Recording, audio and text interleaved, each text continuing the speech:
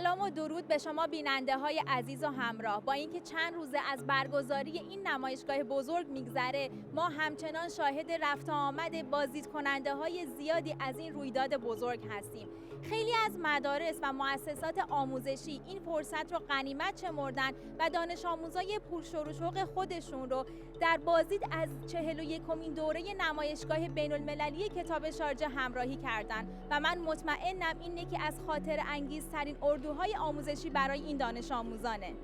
یکی از بهترین تجربه‌هایی که من توی این چند روز بازدید از نمایشگاه داشتم، آشنایی با دیدگاه‌های متفاوت بود. بین غرفه‌ها که قدم می‌زدم و کتاب‌ها رو ورق می‌زدم، جملات پرمعنا و دلنشین زیادی از بازدیدکننده‌ها به گوشم می‌خورد. چقدر حس خوبی داره وقتی می‌بینی دیگران هم به اندازه تو از اینکه چنین رویداد باشکوهی برگزار شده خوشحالن و توی دلت میگی چه خوب که حاکم یک شهر علاوه بر فراهم کردن اسباب رفاه و سرگرمی برای خانواده‌ها به فکر ارتقا بخشیدن سطح دانش و آگاهی اونا هم هست و حتی این اهمیت بخشیدن باعث شده کشورهای مختلف دنیا زیر یک سقف گرد هم بیان و یک رویداد فرهنگی رو به وجود بیارن.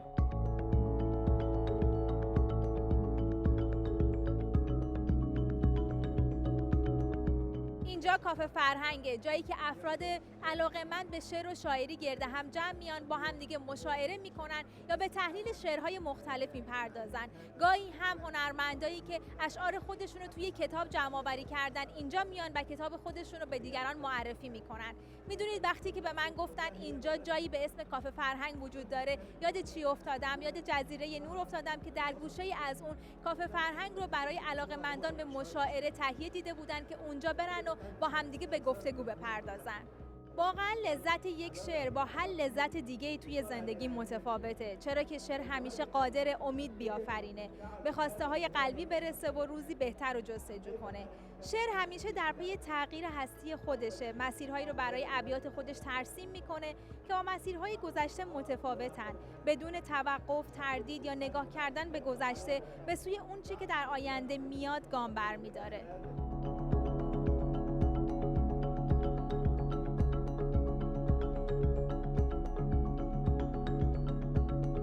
همینطور که از کنار سالن‌ها رد می‌شدم، دقیقاً در ورودی سالن شماره 4 چشمم به یک غرفه بزرگ با دکور زیبا و کلی کتاب‌های رنگارنگ خورد. برای همین راهمو کج کردم و اومدم اینجا. وقتی که با مسئول این غرفه صحبت کردم، به خاص بودن و زیبایی این غرفه پی بردم، چرا که توی این غرفه تمام کتاب‌های جدید، یعنی کتاب‌هایی که در سال 2022 چاپ شدن و اینجا به معرض نمایش گذاشتن.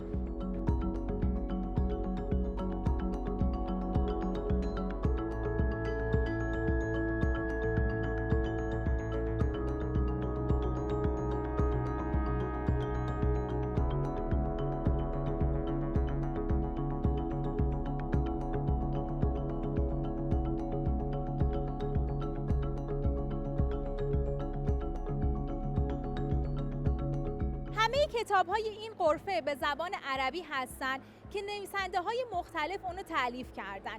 بیشتر کتاب‌های داستانی برای کودکان و نوجوانانه. فکر می‌کنم که این غرفه کارو برای کسایی که به دنبال جدیدترین کتاب‌ها هستن خیلی راحت کرده.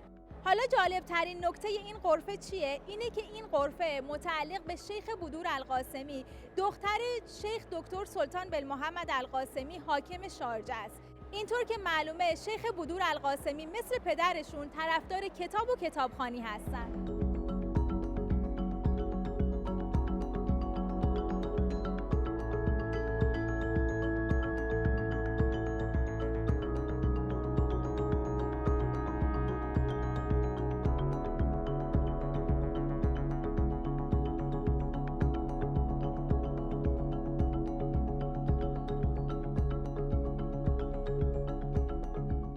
در خدمت یکی از چهره‌های شناخته شده پاکستانی هستیم که ایشون از بازیکنان کریکت قدیمی و همینطور مبصر پاکستانی هستن. میخوام ازشون در مورد کتاب جدیدی که نوشتن بپرسم و اینکه به من بگن چه حسی دارن که توی این رویداد بزرگ شرکت کردن و اگر دوست داشته باشن که کتابی رو از اینجا تهیه کنن، اون چه کتابی خواهد بود.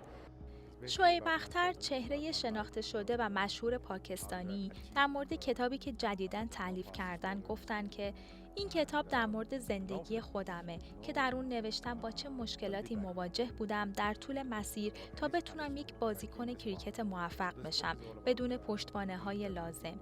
و توی این کتاب به همه میگم که چطور میتونن مسیر موفقیتشون رو حتی با کمترین امکانات طی کنن.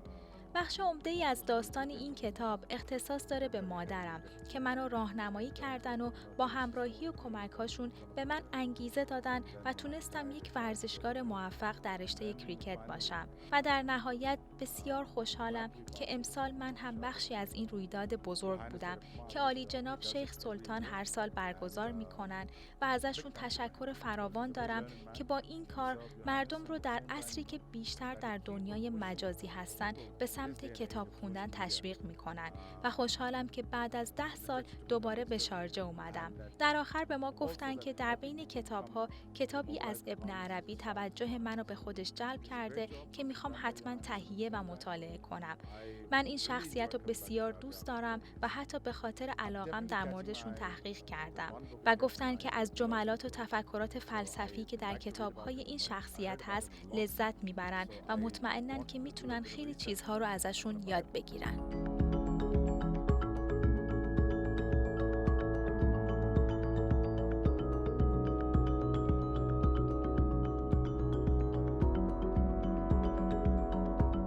یکی از بهترین بخش نمایشگاه برای خانواده‌ها و کودکان همین قسمته که اسمش هم قسمت کودکان نامگذاری کردن و در سالن شماره 6 واقع شده. توی این قسمت تا دلتون بخواد انبوهی از کتاب‌های رنگارنگ با طراحی‌های زیبا می‌بینید که شما میتونید کودکان خودتون رو در انتخاب کتاب‌های مناسب و مورد علاقه‌شون همراهی کنید. همینطور میتونید به اونها کمک کنید که توی فعالیت‌های متفاوتی که اینجا برگزار میشه شرکت کنن و خیلی لذت ببرن.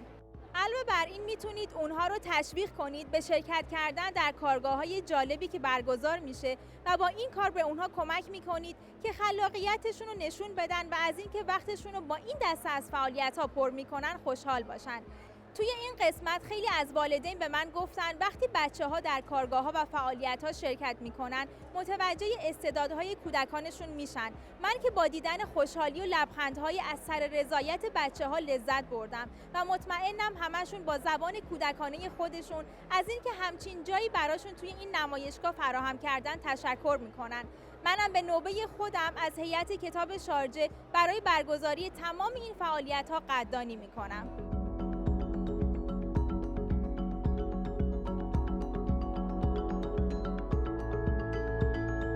همونطور که گفتم در طی این چند روز کارگاه‌های زیادی برای کودکان در حال برگزاری بوده که همچنان تا آخرین روز نمایشگاه هم قرار برقرار باشه. از کارگاه‌های داستان نویسی گرفته تا کارگاه‌های ساخت کاردستی برای کودکان. یکی از اون کارگاه‌هایی که امروز برای کودکان برگزار شده کارگاهی بوده که به اونها این امکان رو میداده که افسانه‌ها و داستان‌های خودشون و شخصیت‌های داستانیشون رو اینجا توی یک تئاتر جعبه‌ای انجام بدن و بسازن.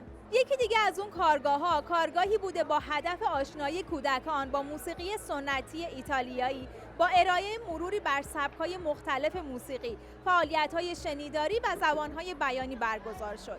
و همینطور کارگاهی که امروز اینجا الان در حال برگزاریه کارگاه ساخت عروسک، مجسمه و ماسک برای کودکان در هر سنی بوده تا داستان‌های خودشون رو از این طریق تعریف کنن که برای ساخت شخصیت‌های خودشون از کاغذ مقوا استفاده می‌کنن.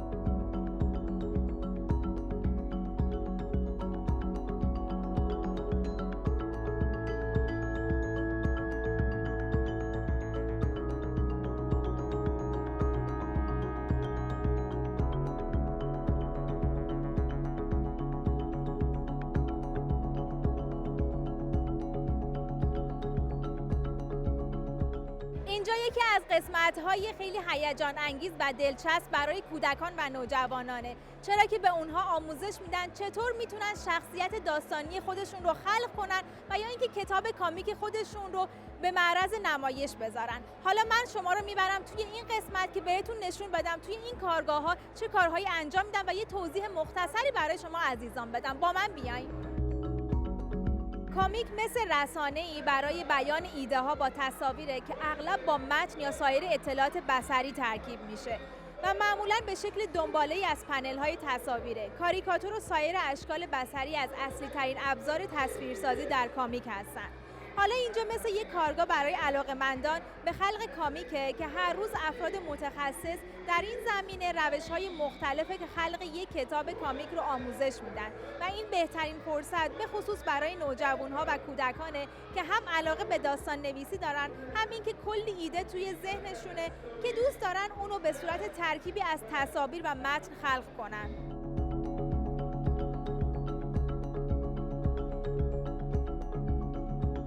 بیننده های عزیز، گزارش امروز من هم به پایان رسید. امیدوارم که این گزارش برای شما مفید بوده باشه. من سعی کردم امروز به کارگاه ها و فعالیت هایی که اینجا در حال برگزاری سر بزنم تا بدونید که اینجا یک مکانی برای شما و کودکان شما هست. شما رو به خدای بزرگ میسپارم. خدا نگهدار.